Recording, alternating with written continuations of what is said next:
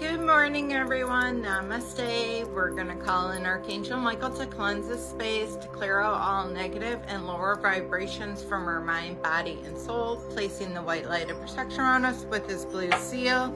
We're going to be reading more, guys, out of my Unlocking Your Intuition, how to accurately and reliably access your most valuable resource.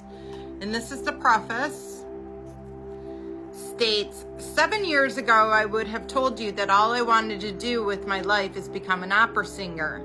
I moved to Arizona to pursue my master's degree in opera performance in 1998, with absolutely no idea that my life was going to take a turn towards the healing arts. I did not perceive myself as psychic by any means. In fact, I did not give matters of spirituality any consideration whatsoever. And it makes sense to me, guys, because that's very similar to how I went about. The impulse to go to school for massage therapy came a year later. I thought it would be a fun profession that I could sustain me between singing engagements.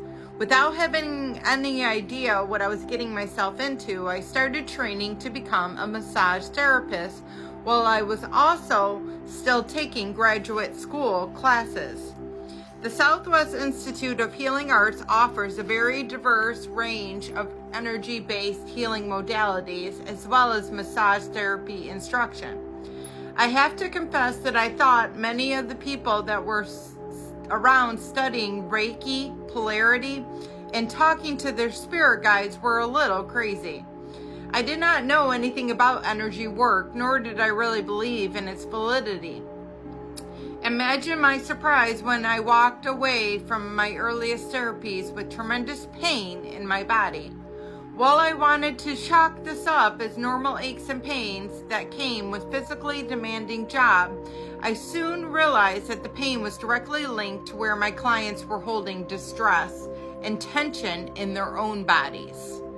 15 minutes after a session had ended, I would end up feeling my client's physical pain in my own body. How could this be? And I have often felt the physical pain just standing next to somebody. My massage teachers were quick to tell me that the energetic transference. Apparently, I was literally taking the discordant and painful energies of my clients were holding at physical level. As you might imagine, I changed my mind about the energy modalities in a hurry.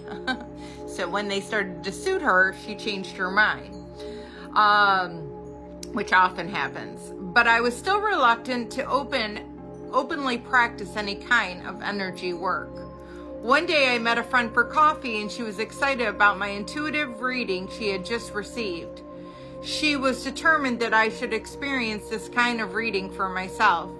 So I found myself somewhat reluctantly scheduling a session with Mammy Wheeler for a soul profile reading.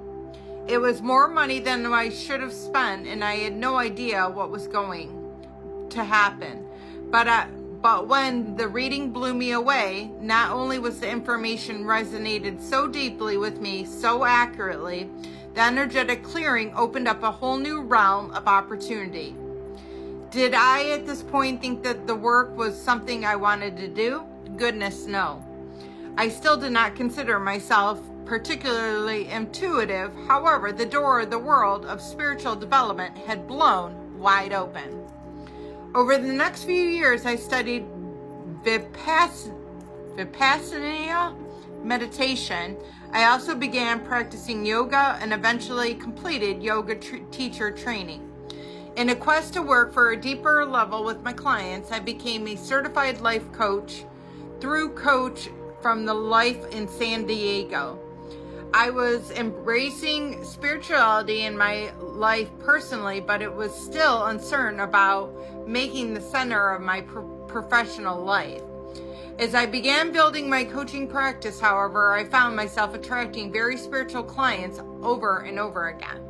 My coaching session became focused on the energy and intuition and receiving guidance sessions that became focused on energy and intuition and receiving guidance. When Mammy began offering intuitive practice training, I was one of her first students, and while I thought the intuitive reading would be another element of my coaching practice, they soon became the core of my work. So I'm going to leave that, I'm going to leave that at that, but you know, how interesting, and that's very similar to how it goes when you have a spiritual awakening. It's something you never think you're going to do, and that's exactly what you end up doing. So I love you all. Have a blessed day, and namaste.